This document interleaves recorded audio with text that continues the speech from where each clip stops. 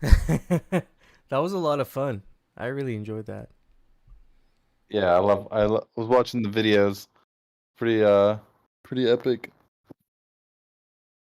I mean, it's a testament to what we can do in the Gotchiverse, right? It's like we had so many Gotchis chasing you, and everything was keeping up too with all that. So Yeah, we've come a long way. I'm looking forward to the next couple weeks because I feel like we're gonna see that liveliness. Like we'll see the Gotchiverse come alive in the next couple weeks. Mhm. I think.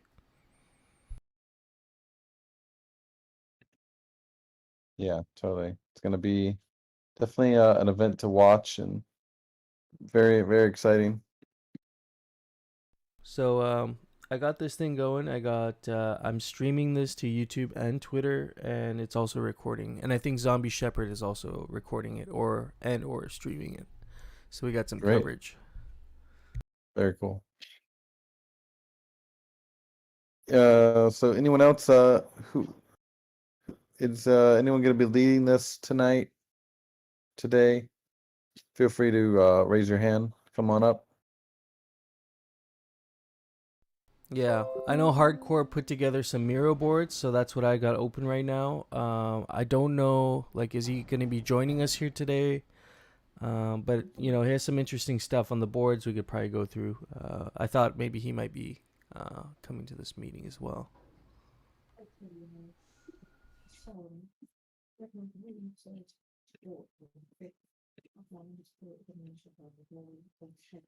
Also bring up Crypto Godfather. Hey, Crypto Godfather, how are you?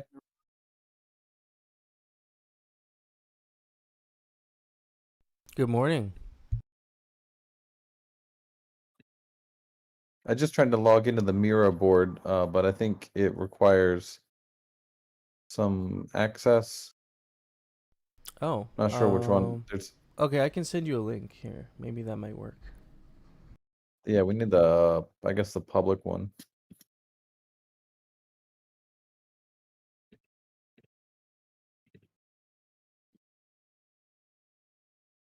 I got the link up there.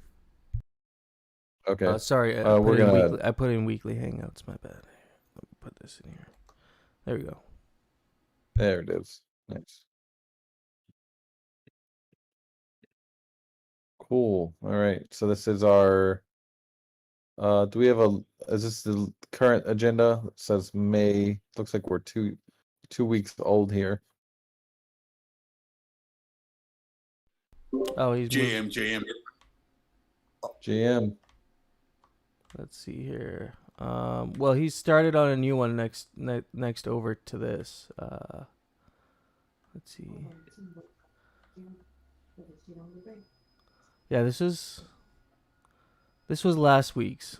Last week we talked about bubble ups. We talked about the spillage, the levels. So this has been covered here. I see he started on a new one.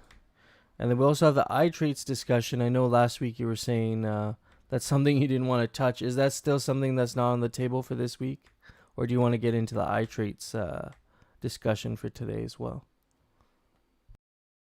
Let's see. I'm following Hardcore here, trying to keep up with him. Where is he? Yeah. I mean,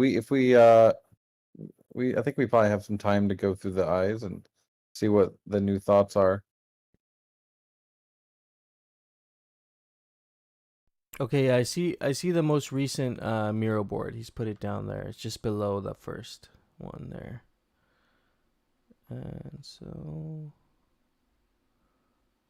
okay. So I guess we could start with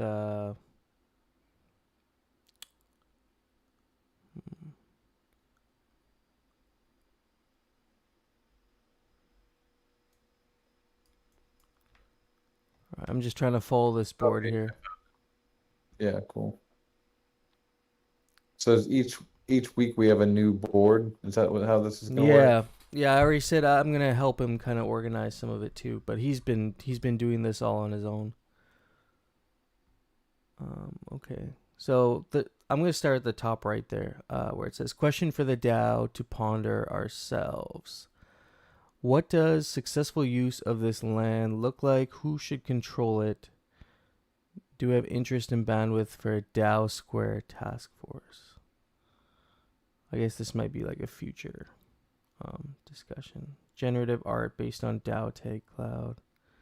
I'm going to try and find what's the most relevant to what we were looking at last week. Okay. Yeah, real quick, I'll give an update on the snapshot situation. So we submitted our PR to them, and I believe they merged it. But looks like there's still some issues with voting power not being correct for some people, or in some situations, the voting power looks correct, and then you submit the vote, and then it looks different, which is very strange. I've never seen that happen on Snapchat before. So we are in talks and we're communicating with their team about what the issue is. There is one potential possibility I've been thinking. The query that we have to perform to calculate voting power is pretty long. It's pretty intense, especially for like the vault, because they have so many open lendings at a time sometimes. So that might be one area. I'm not sure. We haven't really gotten any confirmation from them about what the issue is there.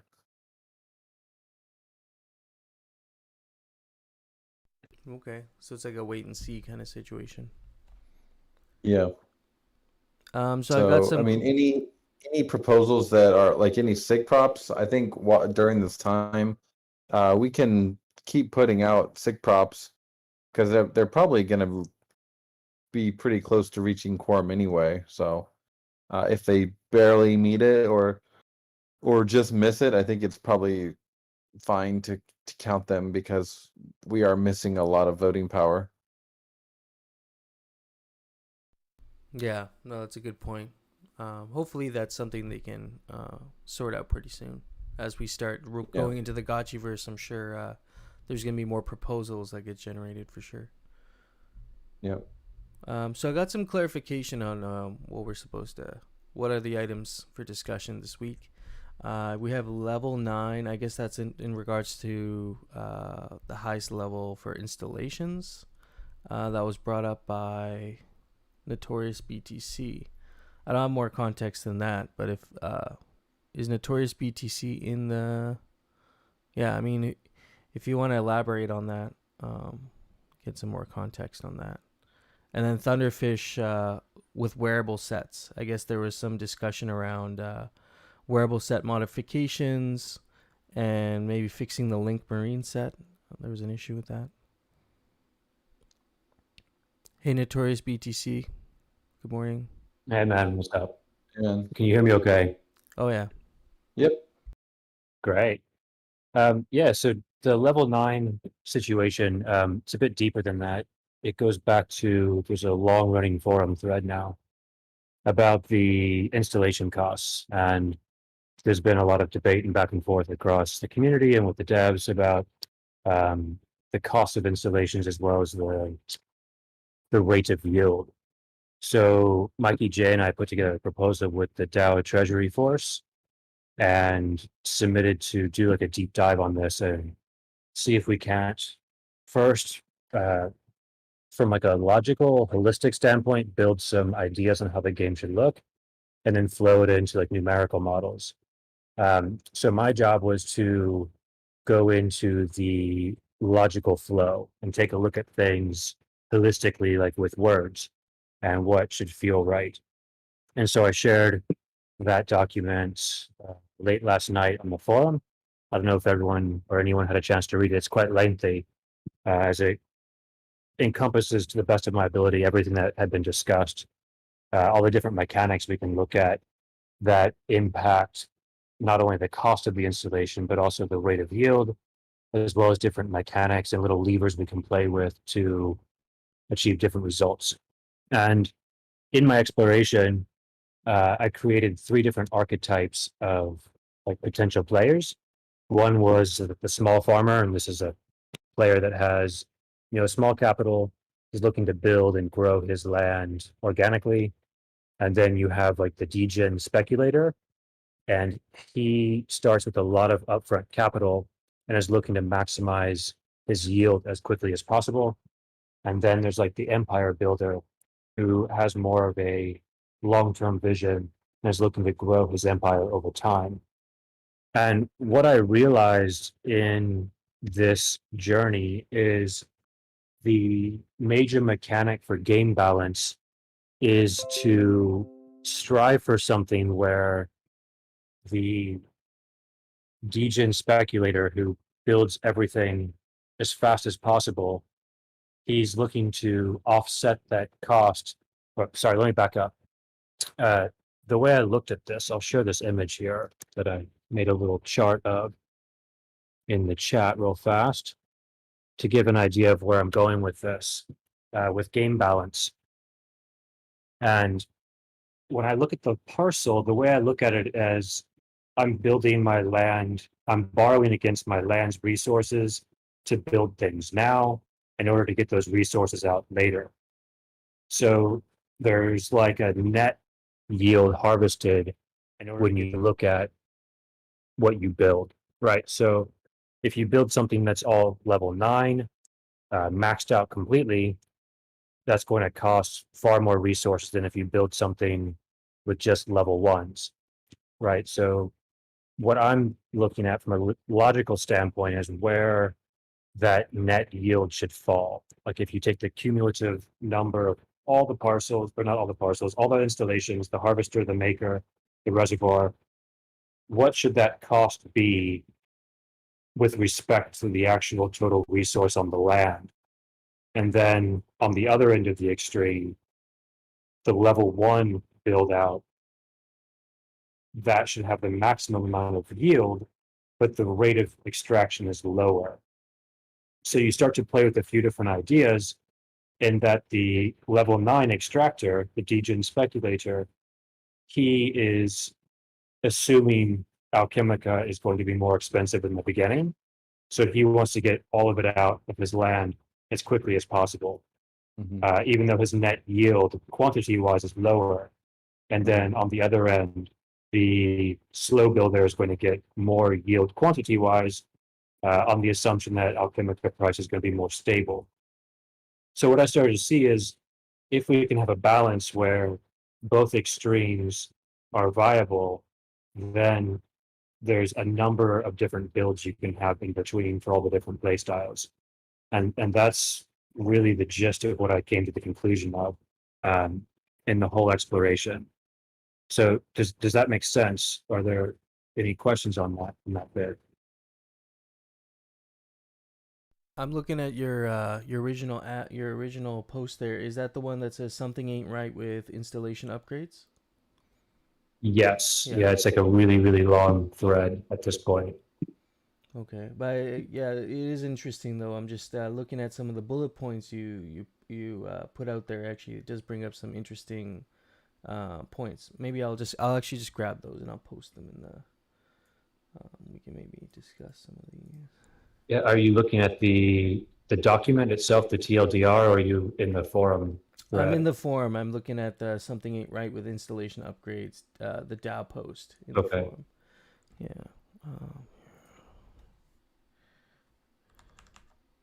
So it well, like the strategy should be: do you build faster, more expensive, but get less yield quantity wise, on the assumption that you'll be able to sell your Alchemica for a higher price in the beginning, or do you build more slowly? Yeah, that's very similar to our archetype. They're basically the same archetype of the glitter maxi. The glitter maxi was basically a person who's trying to maximize their LP stake and then maximize their glitter. But it ends up being pretty much the same ideas. In any type of farming game, the kind of the assumption is that the farm tokens will probably go down. Now that might not be true. We might be able to maintain, or possibly even they could go up over time. but a lot of farmers will assume that the tokens are going to go down, so they're going to try to maximize their yield up front by putting as many resources as possible up at the beginning.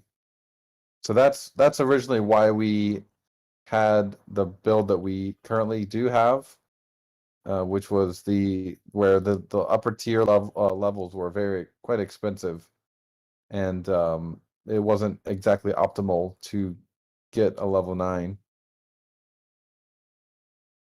And that makes sense. I understand the logic behind everything you did a lot more when I went into this myself. But I mean, what I liked about your probing was there is that. So we can look at it from the economic perspective, but from the gamer perspective, there's this sense of completion that you feel like it's fun to be able to get a level 9, and so it should be accessible. And even if um, maybe you don't want to be a degen speculator, you want to be like the empire builder, like you have out, it should still make sense for that type of archetype as well, or for just a casual player that has a spacious parcel. It'd be also great if they could get at least one level 9 of an altar or even a harvester.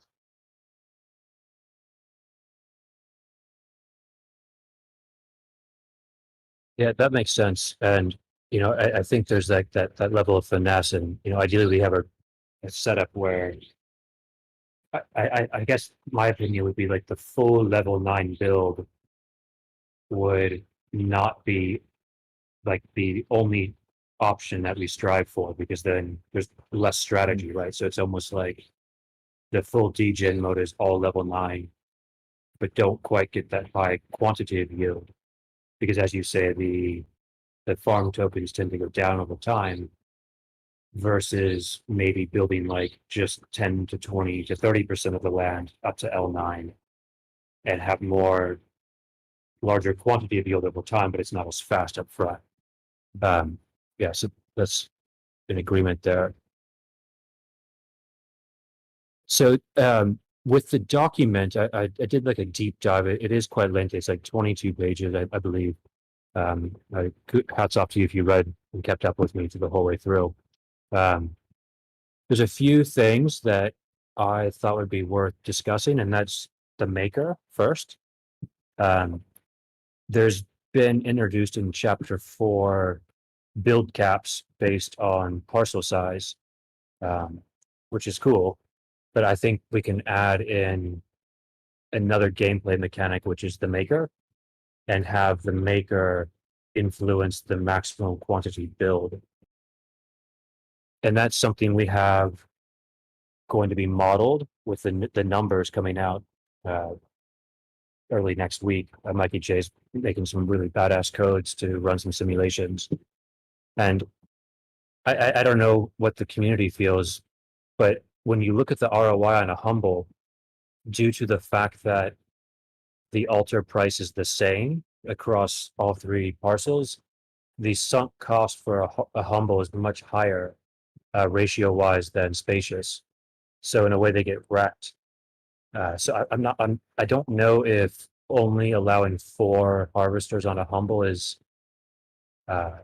beneficial for the small player and the ROI of a humble parcel. I don't know how everyone else feels about that, though. Just something that came up to me this morning. So I realized I miscalculated in my document. I assumed they could build 16. I'd missed that detail.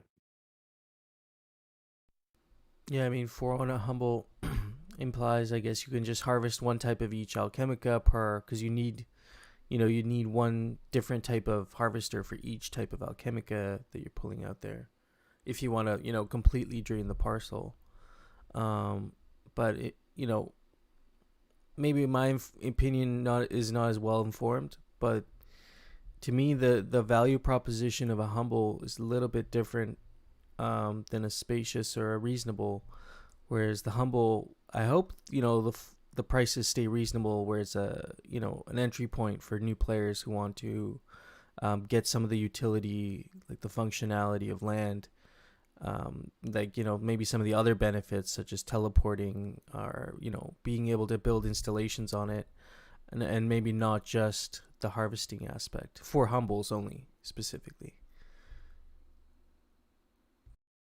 If that makes sense. And I guess we don't have a full picture painted yet of what all can be built on a land, for sure. Yeah, that's absolutely true. Yes, Slick introduced another archetype, which I thought was pretty interesting. I don't know if he can speak or wants to share about that on the call. Yeah, I see he's mentioned the traveling merchant. That's very interesting.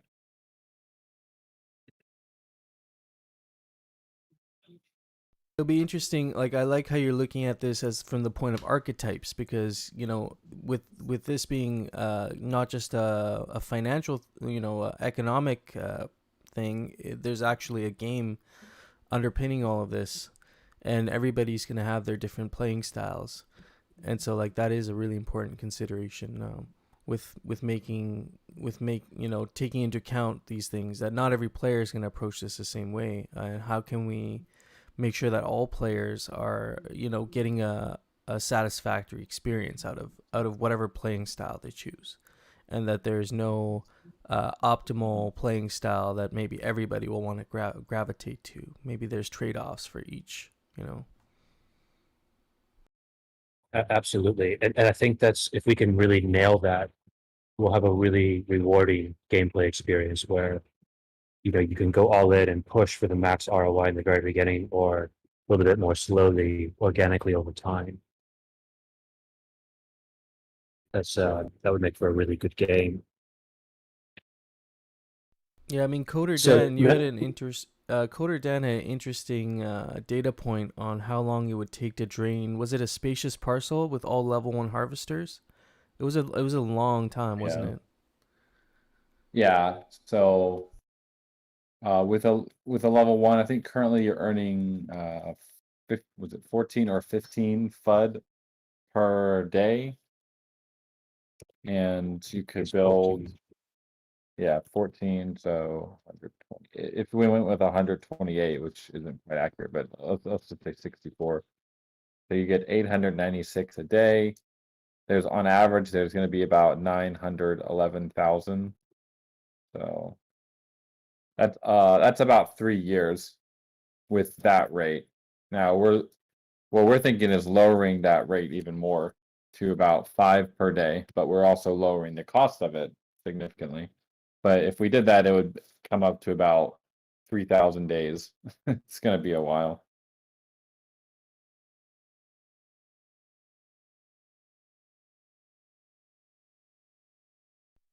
So I don't think the optimal play would really be to have level 1s on your. I mean, it's good if you just want passive income. You're not really concerned about how much it's going to be. But you wouldn't really be making back any sort of ROI for a while. I mean, you have an ROI, but it'd be a very small ROI, which is kind of one of the things that we were thinking about is the time to recoup your investment. And so with the level 1, you'll recoup it with the current model. I think it's about 30 days. So after 30 days, you're profitable, but you're not really earning that much. And that's kind of how we were balancing the level 1 versus the level 9. Level 1 is cheap, and the time to recoup is pretty quick, but you're not really earning that much. But if you do want to earn faster, you want to clean out your parcel faster, that's when you would want to upgrade to the higher levels. That makes So, perfect sense. mm-hmm. And I think the models Mike and Jay are building out will give us a simulation as to how that will actually what that will actually play out, so people will have a more tangible idea of what's going on here. Yeah. I think another thing to think about is for a spacious especially, maybe not everyone, like you could have one level 9. Maybe you don't need to upgrade everything to a level 9. You could have a couple level 9s and some lower levels as well. You don't have to go full out level 9 on every harvester that you have. You could maybe have one. But I mean, if you do that, then you have like kind of the sunk cost of the altar. So it kind of makes sense to if you're gonna go to level 9, it would almost make sense to upgrade everything to level 9 eventually.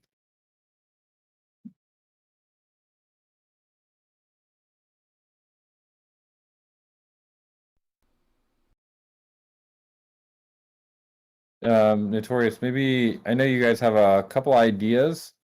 I read through the TLDR and some of the doc today, but maybe you want to just go through a couple of the apart from the harvester rate changes or price changes, some of the new mechanics you guys were thinking. Yeah, that sounds great. So I just did a little bulleted list there in the chat. I'll just run through some different ideas because the diminishing returns and rate and everything on the harvester has been discussed at length, and I think the numbers are really what we need to see at this point on those. But a few different ideas that came up in this exploration. One that's been discussed already a little bit in the forum is the makers themselves. So for me, I think the maker is like a logistics center, right? And you have like these little robots that help build things.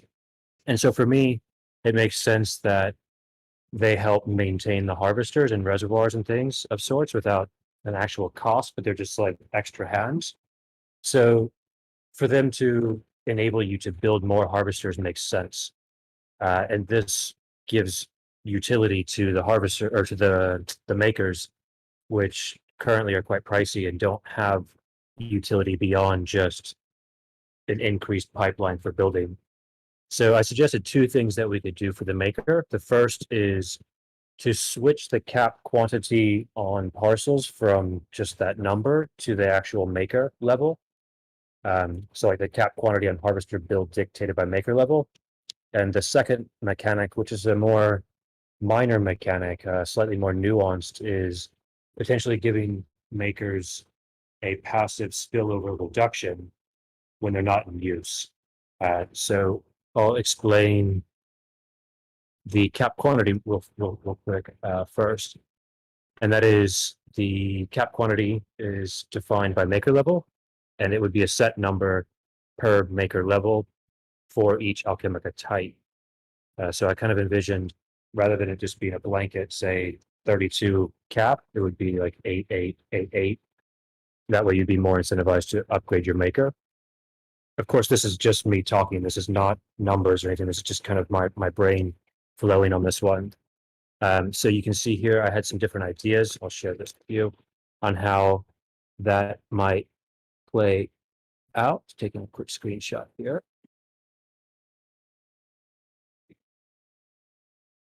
So Quincy, the idea, you say we're talking about makers, are you taking into account the cost of a maker for a humble? The way I sort of see the parcel build outs going is a humble wouldn't really have use for a maker. There's not really much space nor utility to have it. That's just my opinion. The reasonable parcel would have yes or no need for maker. It's like more of a preference, and the spacious would absolutely need a maker. Is how I envisioned it playing out based on what I've created here. So that just a different way of scaling. So you see, like I said, it no maker would be 8 harvesters per Alchemica type as a stock across all parcels. And then level 1, if you look at end weighted previous growth plus 1, like level 1 would be 9, and then 11, 14, 17, 22, and so on.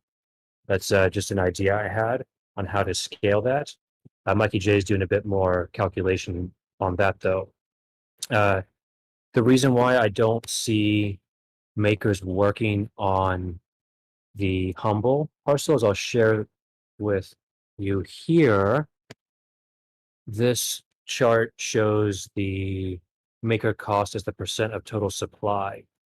So you can see even a level 4 maker on a humble costs more than the entire supply of Alchemica in the ground. It costs 32,500 total FUD, which is 114% of the supply. So it just doesn't really make sense to go beyond that. Okay, Zico, I see there's a typo in my calculation. Thank you for that. It should be 11, 14, 18.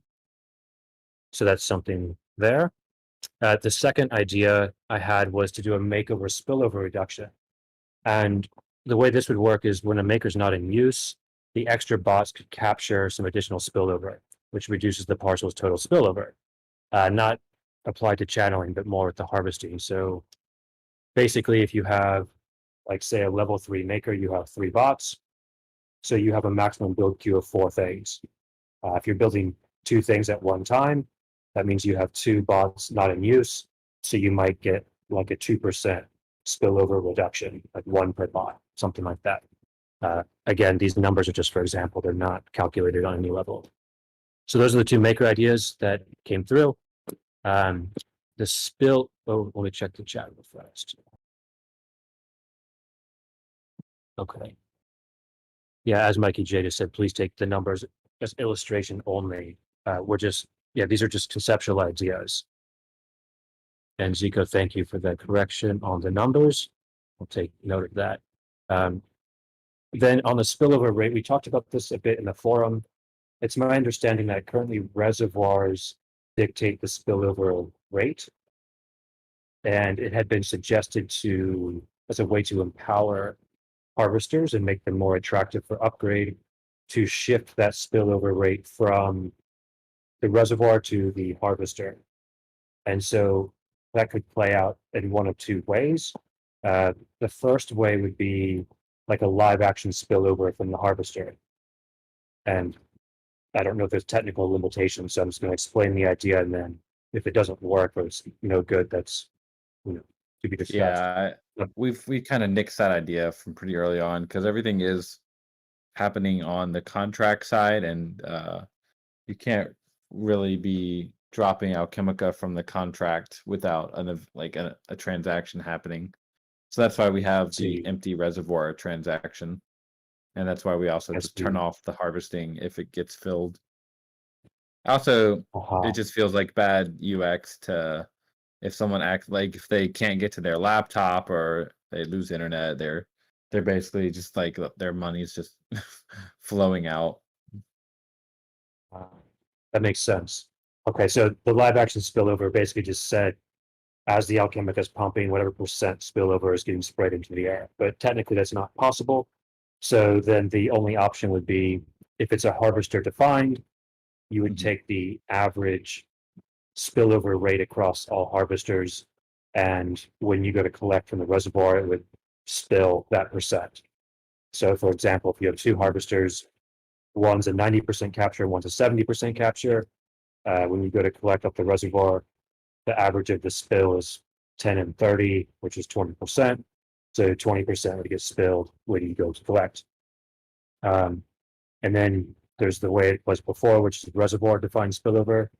And that's just like it was before, where the reservoir level defines the spillover rate.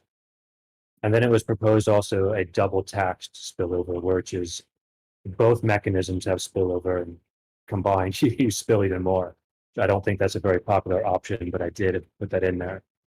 I thought it might be kind of cool, without actually seeing the numbers, if the harvester defines the spillover and the reservoir actually defines like the spillover radius. So it's broken into 2 different mechanics. I don't know if that's possible from a technical standpoint, but I kind of envision like the harvester as this oil rig spraying things in the air, and the reservoir is like a capturing mechanic. So it has like almost like this magnetism to it as it tries to grab Alchemica. So it would be reducing the radius as the more powerful it gets. Just something I thought of on that. Let's see. Yeah, I think that makes sense. Pretty much how we've thought about it as well. Yeah, the harvester, I think, does have, there could be a scenario where the harvester has a spillover rate, and the reservoir only has the spillover radius. I mean, those 2 functions would still need to be used, right? It would just be which installations are associated with them. Yeah, it's on the technical side, it's actually quite simple to do that. So that's good news. Cool, yeah, right on. Cool. All right. Cool. I thought that'd be pretty cool. Oh yeah.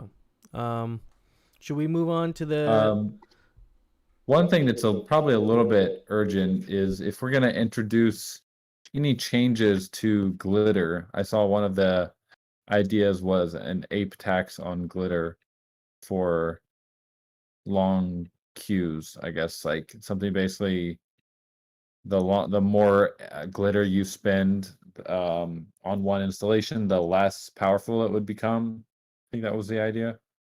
Like right now it's one glitter equals one block. Yes, that maybe it's worded a bit confusing, but like say like the first 10,000 blocks are 1-to-1 glitter, and then the next 10,000, 100,000 would be like 1.2, and it becomes more expensive if you want to, say you want to insta build like a 45-day build queue. Mhm. It would cost a steeper rate than just 1-to-1, something like that. Oh. It was I'm a just an little idea worried that came to about my that mind. idea. And yeah, I think we actually initially we had an idea to actually make it more powerful, like spending more glitter actually gave you a benefit rather than a tax, because then people would want to spend more glitter. Uh, like there would be almost an incentive to burn more because an incentive to upgrade faster. I'm a little wary of de-incentivizing things. That You know, makes sense. It was just an idea worth having a quick talk about. Yeah. We are planning to launch glitter quite soon. And so yeah, if there's I think we're probably out of time to make any revisions before it goes live. Obviously, there could be revisions made after by the DAO to how glitter affects things. But yeah, it's just if we need to move. We're probably out of time for an initial distribution, but that will kind of affect the price of glitter. So just one thing Makes to sense. be aware of. Yeah, and as Mikey J pointed out, the model's not factoring glitter as it's a whole level of depth. So maybe we just leave it alone for now. It sounds like Mhm. the overall community doesn't seem too keen on the idea anyway. So we can just let it go. Okay. And then I see Hardcore mentioned the glitter seems pointless with the time scale of the high end stuff. That was something we also looked at, and I think Dan, in your models too, you did increase the build time on things. I think it was somewhat unanimous to increase build time across the board um, on the installations. Mhm. So that would actually increase the value of glitter. Yeah, I'll have to look at the recipe book again. I remember Altar and Gotchi Lodge are quite long, but I think you're referring more to the harvesters and reservoirs. Yes. Mikey J, I know you're listening, and I don't know if you're able to speak, but he was playing around with some build times too in the models. I don't know if that's something we'll be able to um, toy with once he has that ready to play with here in a few days.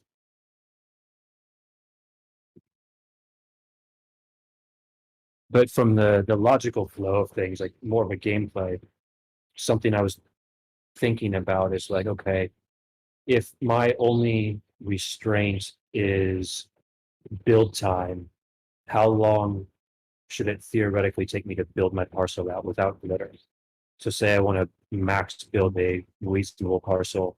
I have unlimited Alchemica, and my only limiting factor is the time, the build queue time. How long should that take? Versus I'm a small farmer. I have no resource and I'm only building off my own land. As I get the resource, I upgrade. Like, what difference in time should that be? Just from a gameplay perspective of what feels right. And that was how I would reverse engineer the build times on a land.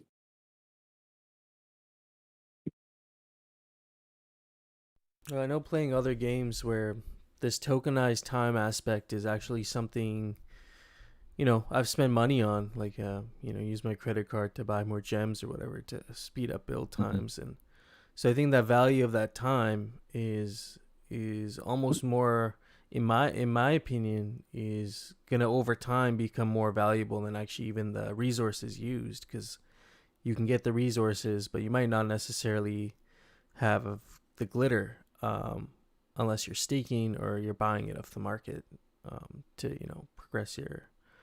It's an interesting tool that people can use, but not necessarily something everybody has to use. Everybody has to use Alchemica resources to build their structures, but the glitter is almost is optional, but it can also become necessary at a certain level, because like nobody's gonna want to wait a whole month and miss out on all those yields, when they're upgrading those higher structures. Between 7 and 8, 8 and 9. I think that's when the value of glitter is really gonna become realized to make those leaps. It almost starts to become like an arbitrage opportunity where you can arbitrage the price of glitter for the build time to get your yields faster. Okay, I think that's pretty much it. There was just one other consideration, and that was like it's less important, but we should also look at a few of the other costs later, such as the price of walls and the lodges. If my math is right, a spacious parcel needs 94 wall pieces, which costs at current prices when I typed it 12,000 ghost with a build time of 13 years. So that seems a bit steep. I don't know. But anyway, that's not super important to look at today. It's just Yeah. something to consider in the future as we dial in these numbers. But yeah, that's it for me. I guess I'll just step down now if we can move on to the next topics. Thanks for the space. Thank you for Yeah, providing great such. work. Yeah, thank you for providing such comprehensive data, and really bringing these like issues to light. Grateful to have people like yourself pulling those numbers together. Yeah, thanks. It's been a pleasure. I'm really happy to have been able to come together and see some things that needed attention. And hopefully, with the report done by myself and Mikey J over the next few days, we'll have a really good strategy moving forward and a lot of clarity across the board where the whole community is like, oh, this makes sense. And we're all on board to make some good changes. Oh, thanks, guys. 100%. Thank you. Yeah, agreed, Hefe. Yeah, it's great to have people really going deep diving in, and also great to have Dan here as well to give the reflection on some of the technical stuff or historic decisions made and why. So, yeah, awesome team effort. Cheers. Yeah. So the next topic here under old business, we have Thunderfish, who he had brought up something to do with wearable sets, and under that it says wearable set modifications and fixed link marine. I'm assuming that's referring to the link marine set. So if Thunderfish, you're in the audience and you want to come up and maybe give a little bit more context, and we can sort this out. But in the meantime, while we wait for that, I know Jared has posted some questions for yourself, Coder Dan, for Pixelcraft. So maybe we can just address those. While is Thunderfish in the audience? I know I saw him up here earlier on stage. Yeah. Well, here are the questions. So Jared asks, can we get an updated release schedule for new functionality post May 18th? So I think that's... Yeah, I mean, we're not gonna have a calendar, like a day by day of when a new release will come. First of all, there's going to be a lot of optimizations that we need to do just for the May 18th one, as far as being able to support a lot of players and if there's any UI tweaks that we need to make. So the first priority will be on making sure that everything is going smooth for the 18th and the full Citadel. I'm sure there's going to be a lot of issues that we'll be working through. UX issues, bot issues, all sorts of stuff. So once we're through the majority of that, at the same time on the another thread, we'll have the other team members will be working on the Harvester Reservoir release, and we do have an internal kind of schedule with the order of operations that we're planning to release in, but we can't give like a firm date on 1 month or 2 weeks or whatever. So until the 18th, and about 1 week into it, we should have a good understanding of what the issues could be and how quickly we can get through them. But we'll try to get that as soon as possible. We want to definitely get an updated roadmap for the Gotchiverse to you guys, so everyone has expectations. But first, just we need to look at all the different technical issues that we're going to have with the 18th and make sure that we're able to handle all of those first before moving on to new content. Perfect. Yeah, that makes sense. And then I have a second question also from Jared. What do we do with the core prop for channeling timer? So I guess he's talking That's in gonna regards be to the sig prop or core prop issue yeah. that we're having. I believe we've already implemented the channeling timer. So if we want to do a core prop, we can. I think we have it written up. It's just this issue with snapshot right now is kind of causing a little bit of chaos in the DAO. So we can do it. I feel like there might be people that are they might not have voting power, or there might be some issue. So since there are people that are potentially unable to vote, I don't know if it's a great idea to do a full core prop, but we are planning to implement the channeling the timer anyway. Okay, great. Yeah, those are the two questions from Jared. And so Thunderfish has also mentioned he stepped out earlier in the meeting, but if we're still going when he's back, he's gonna step up and he's gonna address the wearable topic. And so we can maybe, if he's not back, we can maybe stand by on that. And that takes care of old business anyway. Aside from Thunderfish. So for things that we could address for the rest of the time we have here, we could readdress that I topic that we'd brought up last week, but I know we didn't really want to get into that. Is that something we could discuss this week for I traits? I think Hardcore put something together for that too as well, with these two different mechanics for eye traits, for eye shape and eye color. And so maybe we can kind of gather some ideas around that, what people think. If you can see here, I'll post if you guys aren't looking at the Miro board, I can put that in there so you can see it.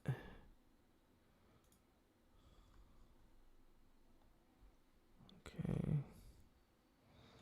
So that's the Miro board there. And so it's how to map the eye traits, right? Because we figured out the rest of the traits, the four main playable traits. And now what's left to finalize, I guess, is the eye traits.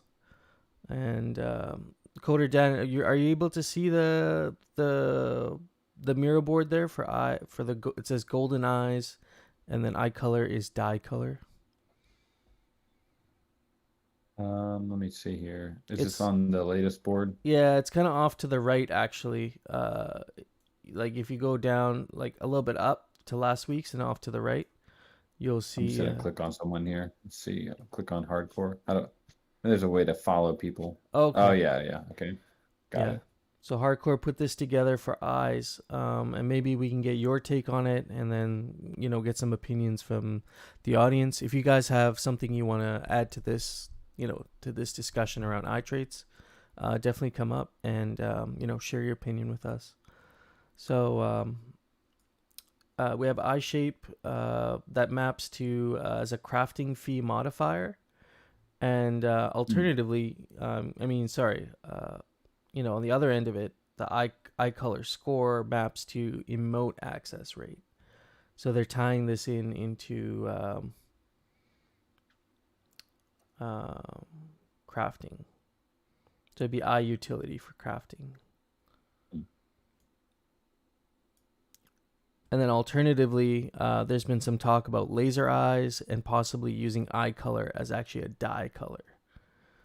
which I thought actually, to me, I thought that was a more interesting proposition for eye color over the emotes. It would play a unique role with what we were talking about yesterday during the hangout, where I was wondering if we're going to see some visual like variations and structures as we move forward, with limited edition items and whatnot. And I feel like a really rare eye colors could also provide like a unique aesthetic appeal to certain items that were allowed to change the color on based on these dyes that you'd be able to produce. I guess the questions would be, like, is this something people would want, first of all? And then also the mechanics of how the dyes would actually work, right? Like there'd have to be a little economy essentially around these and how to make that, sustainable, I guess. So, I mean, the eye color, I'll admit, when I'm walking in the Gotchiverse, I see a Gotchi with like the green eyes. It's really cool to see. Especially if like a naked Gotchi and you can just see their eyes. They got these like really cool green looking eyes. I dig that. So,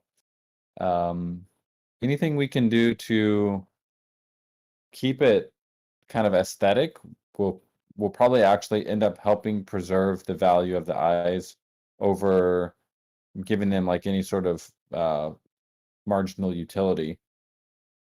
It just seems like they're already very aesthetic based. I mean, they have their BRS bonus, but the reason people are collecting them is because of their aesthetic, right? So, if you give them, I mean, maybe it seems like the emotes. I'd have to think about what you mean with that. Like, do you mean like the emotes that we have, the very primitive emotes that we have right now? Like, you would unlock different emotes with different eyes? Yeah. Here it says the rate at which a gacha can access the emote pool is determined by the eye color score. It's talking about how, for example, emotes could be released on a 6-month cycle, and how different gachis would get access to the different emotes that get released based on their rarity.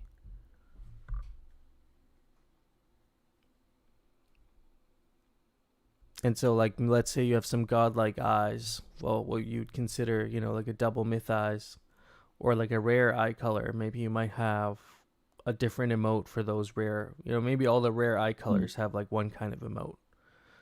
Maybe all the mythical eye colors have a different kind of emote. And maybe this would just be one extra additional emote in addition to whatever is already available. Like you have are there 4 right now? I think there's 4, maybe. Yeah. I don't know the exact amount of emotes because I haven't discovered them all either. So there's like 3 that I know of really well. I thought there was 4 or 5, but maybe there's a 6th one, and that's associated to your eye rarity. Yeah, I think there's a couple aesthetic things we could do. I'm I'm a little not quite sold on like adding a bunch of new emotes just for the eyes. But what could be interesting maybe is the emotes. Right now we have very, very primitive emotes. We're definitely gonna have more cooler stuff later. But maybe the background of the emote could be the eye color. Like every time you emote, you could see just from the emote color what the eye color of the gachi is. That would be like one way to make it very, very obvious. Like if you have mythical pink eyes, your emote's going to show up as pink and everyone would know. And another thing you could maybe do would be the name color of the gachi could be the eye color. That would be another easy change, but it would be very, very obvious. I like that aspect you mentioned of making the aesthetic appeal like more enhanced, because my thing I have right now with the current way the eye color is set up is when we're playing in the Gotchiverse, you may not necessarily notice that double myth eye Gotchi because you're zoomed out all the way trying to look for Alchemica, and so like it is a flex, but like I don't think a lot of people would notice it in certain scenarios. So maybe making that a little bit more obvious, because that is the real value of the eye colors right now, right? Is people are paying for the exclusivity. There's like that collector value to it, And I agree with that, but I also think it's just not that obvious at the moment when you're like in the actual game. And so maybe another way it could be in the chats. I don't know if you guys could enable the same eye color for the chat. So as you're typing, if you have mythical eye color, you're gonna know that person without even looking at their gotchi. You're gonna know they have a mythize because their text when they're typing is gonna be that double mythize color, right? That could add some extra value. Yeah, we were thinking for the text, we could also kind of rely on the Discord color as well, because like if you've linked your Discord, we're already getting which roles you have, and so we could potentially also do some things with the chat and change the text color and stuff. But if you have mythical eyes, maybe those would override that kind of stuff. Like if you have the pink eyes, your text could show up as pink, or at least your name would show up as pink. And yeah, I think Spirit Force also could be pretty interesting. Right now, the Spirit Force is based on the Spirit Force color, but eye color would also make a lot of sense for the aura as well. I feel like maybe the Spirit Force is not being utilized as much as it could be, because these I'm surprised we don't have a guild of like chain link gotchis or like a group of die gotchis, but I feel like that's going to start to happen just because when these auras combine, they actually do create a visual aesthetic. When you have all these orange gotchis grouped together, or like that similarity, I don't know, there's something to that for sure. And maybe that will play a bigger role. And I guess but it is either or, right? It's like either we have the aura dictated by Spirit Force, or we have the aura dictated by eye color. I don't think it could be both.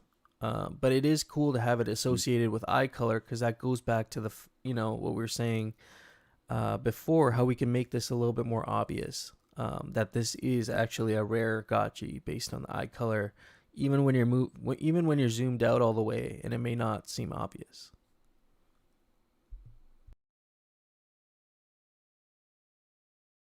Yeah, laser eyes are pretty interesting too. I mean, I guess we have to think about what they would, how far would they go out? Would they be an attack, or are they just like, it could be interesting to, if you're like leading some gotchis, you could tell everyone, let's go this way. Like people could watch where your laser are pointed. They could like follow the direction of them. Yeah, the laser pointer is really cool.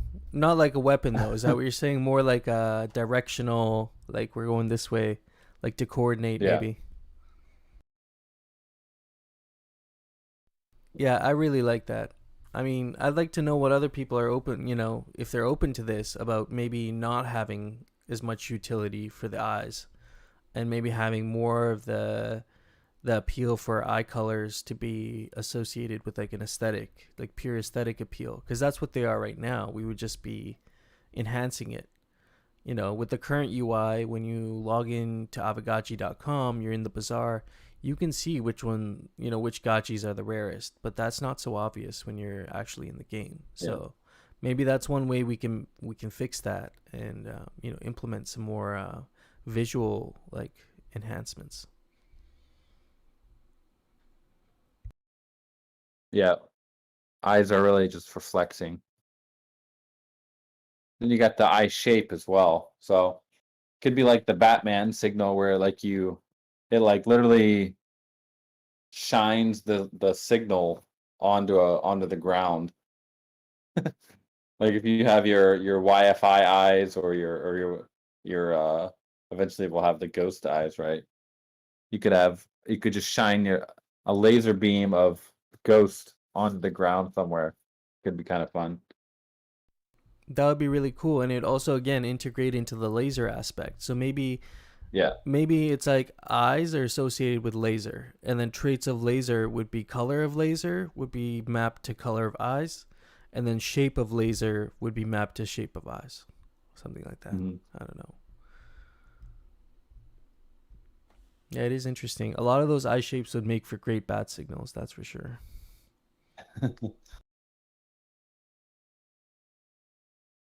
And so maybe, just to kind of touch on that initial point that we made about the eye color and, the initial proposal here that's been put out.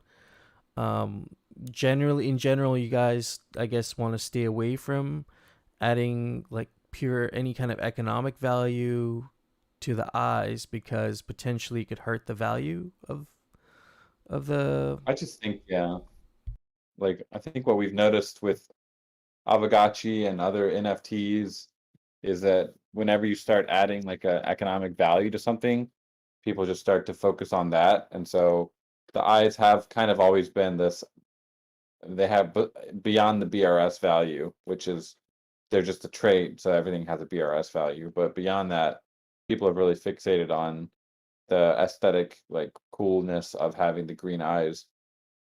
So I would say it I don't know if it's not going to probably increase the value, but if you add a value to them, you say these are going to give you, for example, like 5% higher uh channeling or something like that, whatever. Then then the market will probably react negatively to that. People are just going to say, "Oh, well, they're just for channeling. They don't really do much else."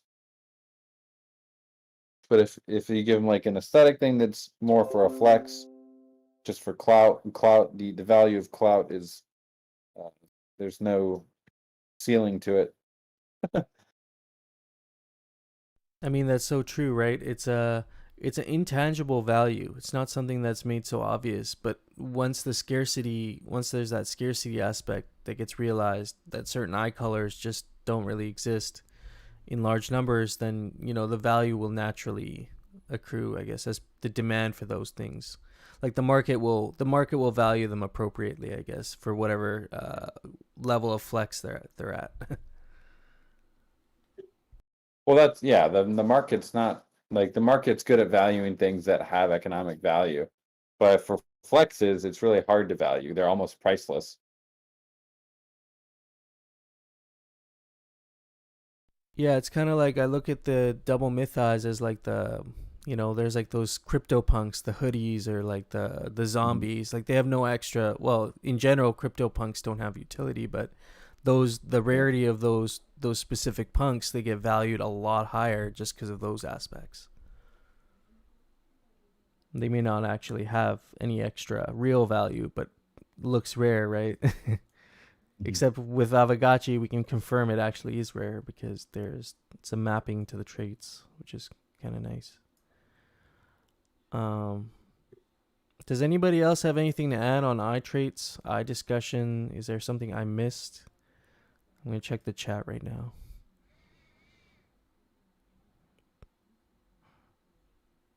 But it seems like people are really digging the laser eyes.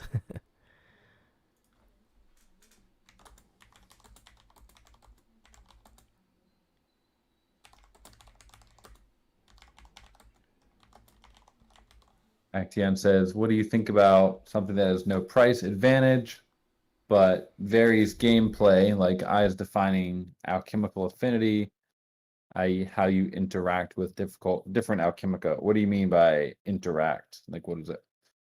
I've seen that term alchemical affinity, but what exactly are we doing with that? I wonder if he's referring to. There's a comment you made a while ago where we might eventually have some alchemica that's like hardened. It may not, Mhm. it's like more congealed. It may not be the easiest to pick up. Maybe you have to like break it or like do some sort of interaction with it to actually extract that alchemica out. I wonder if he's referring to that.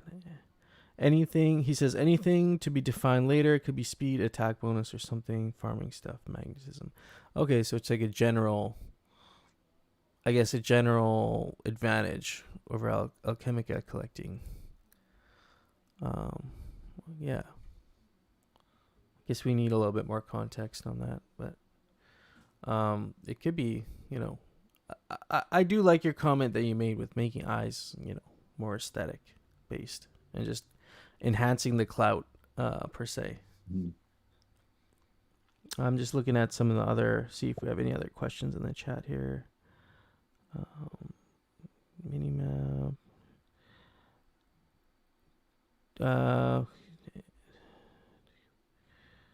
OBRS. Okay. There's some other topics that Hardcore put down here that I think are worth just touching on.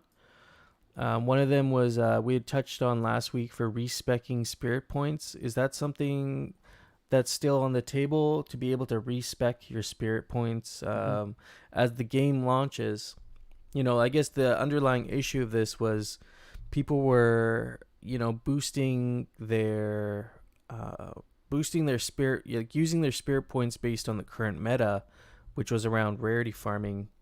And so a little bit change of game here, where, you know, it'll still be relevant for rarity farming, but some of these people may have not made the best choices based on the current meta, you know, with I can't remember the terms now, HP versus AP, and, you know, all those traits that we mapped out. They might not be the most ideal combos now, even though they may have been advantageous for rarity farming. So what do you what's your take on that, for maybe possibly respecking spirit points? I mean, I'm good with the overall idea. It's just the timing, how often it can happen. Like, is there any price associated with it? I think that all that needs to be fleshed out before we can actually implement anything and do a real proposal for it. Yeah, sounds like there's something there, but we have to gather some more data on it. And yeah, just quickly want to touch on a couple more points, I guess. Hardcore's put up a point here, a post, how to make crests more fair and profitable. So that's in reference to the guild crests, and I guess bidding for them with your. Are we still going to be bidding on them with our glitter? Like, could we get a little bit more background on how that's going to work?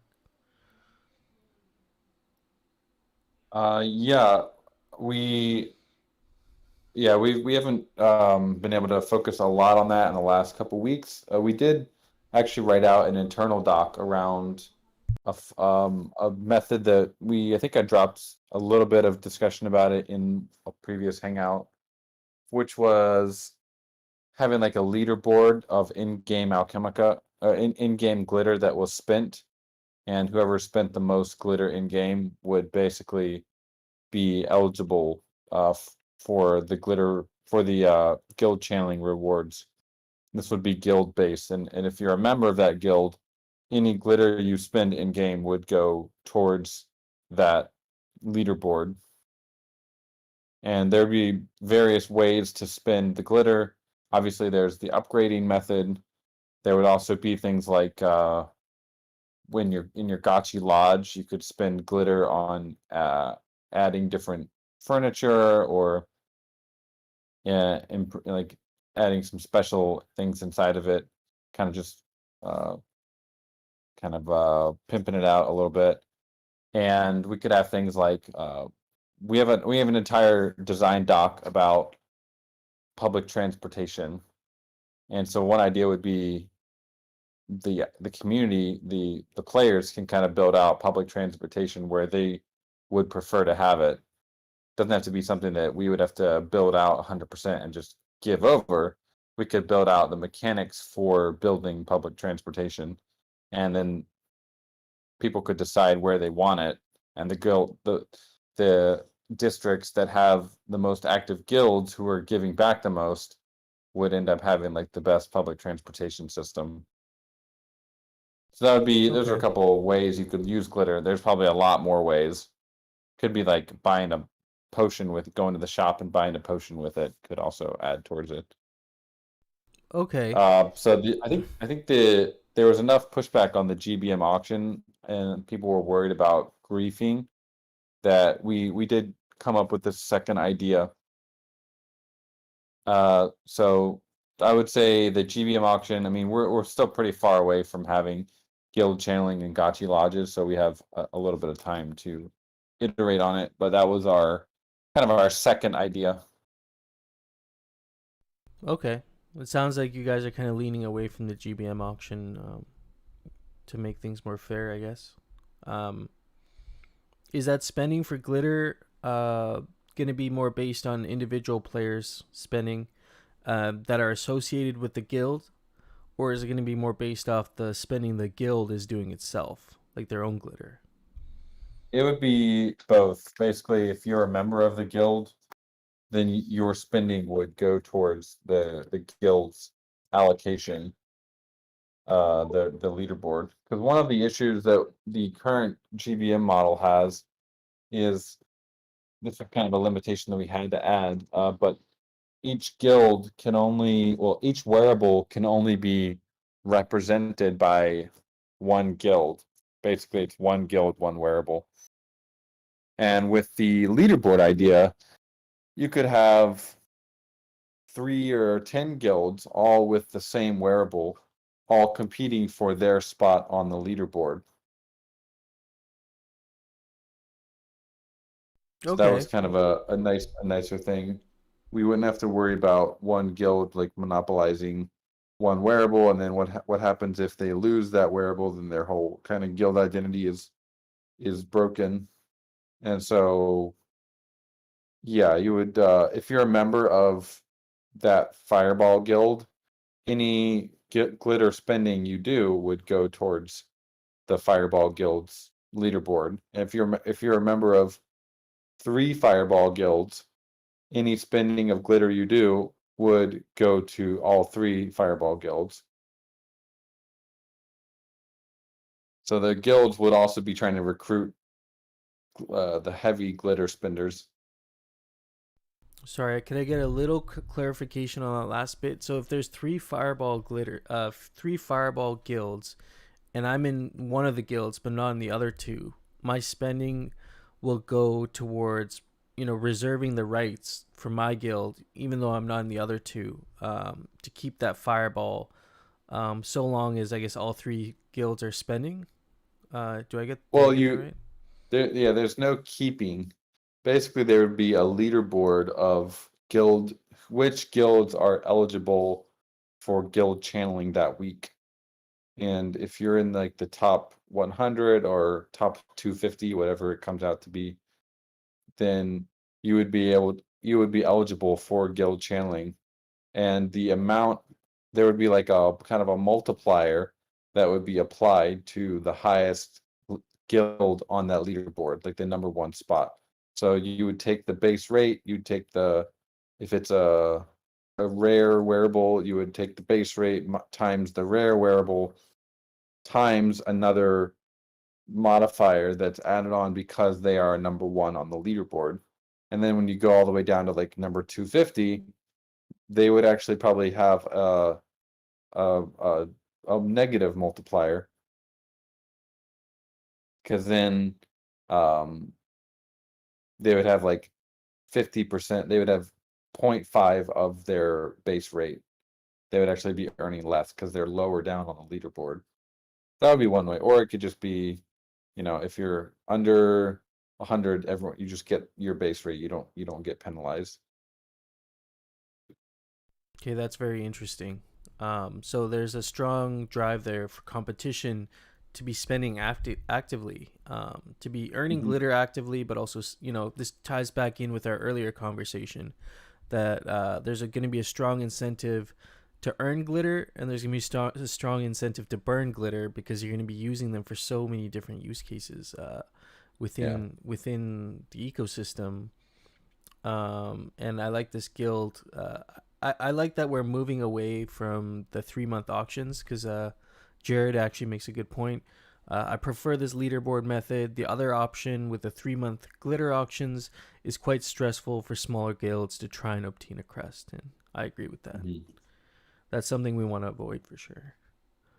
Yeah, the interesting part about the leaderboard method is if you're a guild that's like in the lower tier, but you have some members who have been saving up their glitter for a while, you could basically just pick a week and say, all right, guys, everyone spend as much glitter as you can, as fast as you can.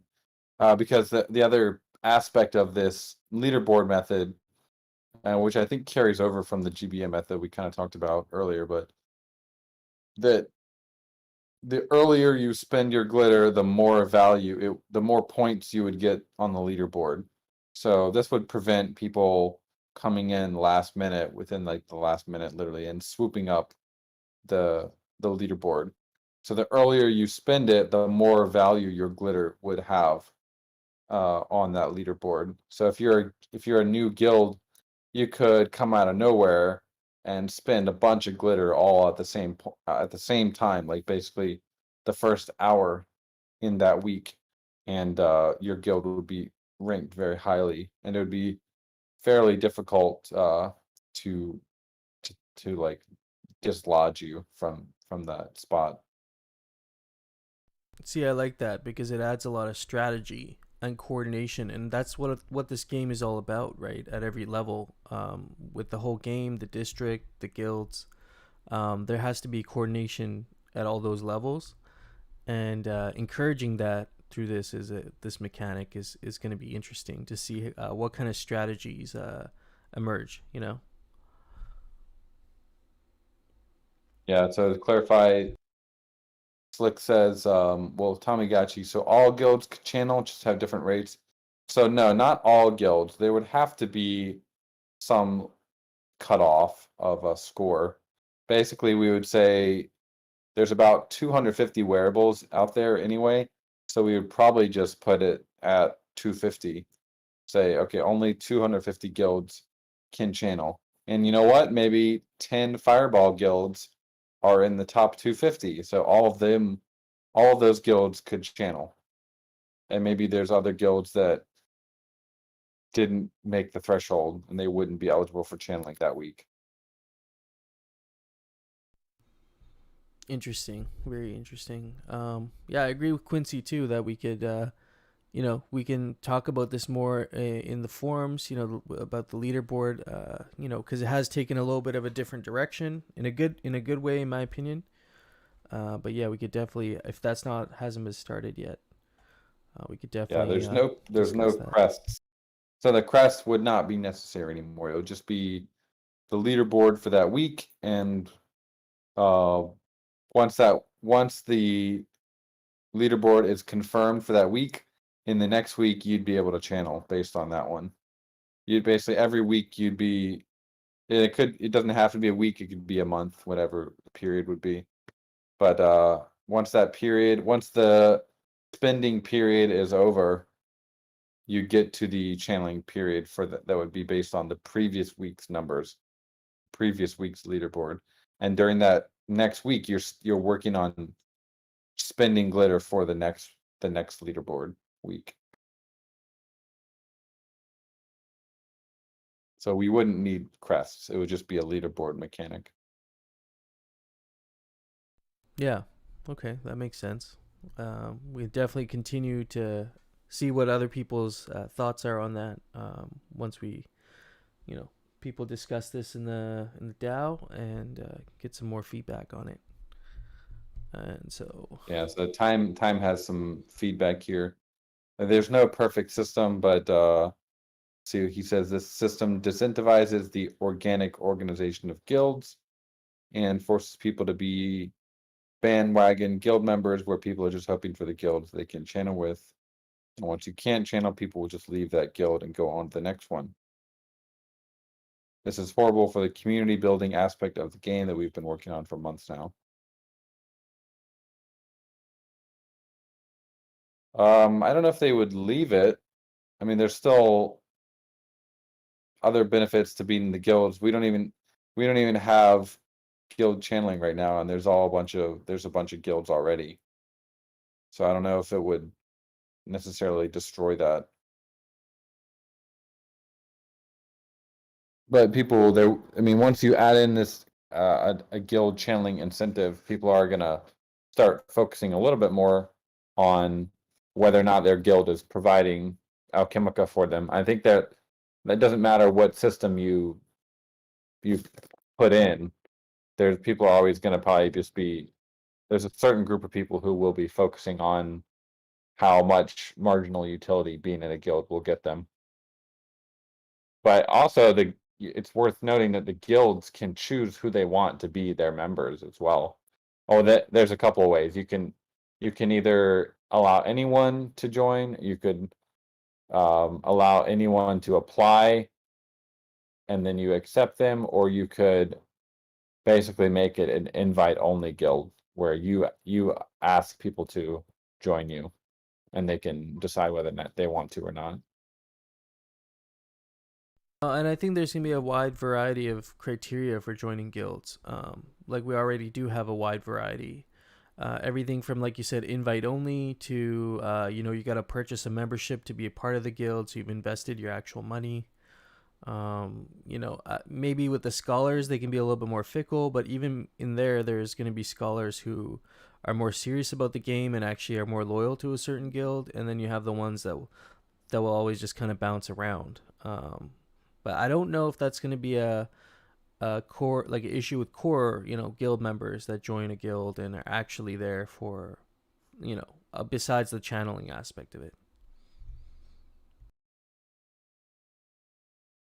Yeah, what you would as a guild, you would be, if you notice that someone is spending a lot of glitter on their parcel and say they're not a member of any guild, it would behoove you to try to recruit that person. It's a little bit like the curve war, or recently there's been like the chi wars, where there are people giving basically incentives for these big whales to vote on certain incentives for different protocols. And so if you're familiar with that, I mean, that would be part of that system. If you notice that someone is not aligned with any guild and they're spending a lot of glitter, you'd want to have them on your side. But do remember that each gotchi can only join a certain number of guilds based on their XP level. So that's another thing. The high XP, it's basically giving high XP gotchis even more utility. Yeah, and that's a really cool factor to really limit, grow your gotchi's XP. I think once you get to level 5, you get access to, I think, 3 guilds. So I don't think it could get out of control that way. You're going to need a really high level gotchi to be able to do like multiple, like a vast amount of channelings with different guilds. Yeah. Yeah, and then Jared also makes a good point too. Guilds need to recruit landowners and not just renters. Yeah, that's going to be. And like, I think most guilds would, if you have like a fireball guild, the members of that fireball guild would probably want to join that guild because they're basically creating a monopoly on the fireball. But then you might have another guild that says, oh, why don't we make a couple more fireball guilds? Let's have 5 fireball guilds, and all of our glitter benefits will go to all 5 of these fireball guilds. But again, you'd have to have the high XP gotchis being in those guilds. Those high XP gotchis would need to be the ones spending the glitter to really maximize the value. That's another good point. Yeah, interesting mechanic. I wanna see. Maybe we can see if there's a DAO thread that comes out of this, and we have one that we prepared a while back. We haven't gotten around to putting it out yet, but definitely once the 18th is up, we can put that out. I think I outlined most of the mechanics, so but yeah, let's sit on it for another week, and then we'll try to get out our initial idea as a DAO thread next week. Yeah, that's great. Yeah, awesome.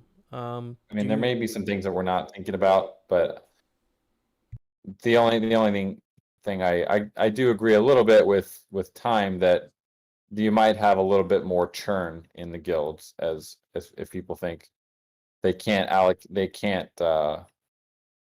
like benefit from the guild channeling that week, maybe they'll go and join another guild. So like becomes what is a guild? But I think you're gonna have a lot of guilds that might not want to incentivize that type of behavior. Yeah, you know, and I think there'll be certain guilds that are able to provide like other valuable experiences outside of outside of just channeling, and so that's kind of another aspect of it. Yeah, okay. So that brought some real good context into that, clarified some of that, you know, the issue about making Crest fair and profitable. It's something we can revisit again as, people develop more ideas around it, more feedback around it. There's a couple more stickies here. Do you have time to stick around? I know we're at. I'm gonna have to get off here. Okay. I gotta get some rest for tomorrow. Yeah, fair enough. I A thought little I'd bit check under in. the weather today. Yeah. But yeah, very good conversation here. Yeah, it was a very enjoyable conversation. I'm glad we could clarify some things. Yeah, well, I'll keep a closer eye on the DAO forum, and see if I can get some more feedback from myself. Thank you everyone else for joining tonight and contributing to the conversation. I think Notorious BTC, if you're still in there, still here, thank you for providing some background and feedback on your proposal, on your forum post. And I got nothing else. Well, we have Gotchi Space tonight. We might talk about some of this stuff here. That's at 7 p.m. Eastern. And other than that, I don't have anything else, unless you guys do. All right, guys. Later. Yeah. Take care, friends. We'll see you again next week. Alrighty. Cool. Thanks, Hefe. Thanks, Dan. Of course. And thanks, everyone else.